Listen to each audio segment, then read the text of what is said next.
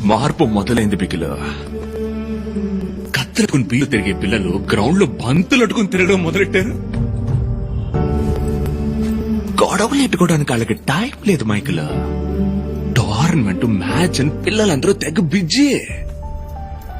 ఇదంతా ఎవరి వల్ల? రాజప్ప వల్ల, మైకిల్ వల్ల, బిగిలే.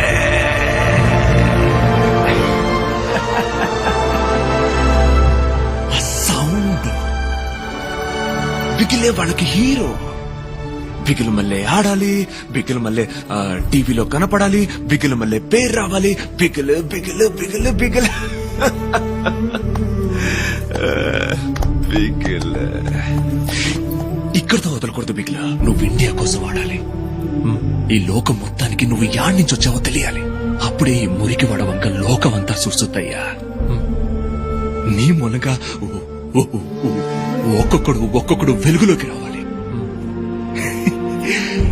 యాడ తప్పు జరిగినా పోలీసులు మన ఏరియా పిల్లకాయలనే పట్టుకుపోతున్నారయ్యా. అది మారాలయ్యా. కత్తి కత్తి చేత అట్టుకుని ఎప్పుడు సాధించబోయేది లేదు.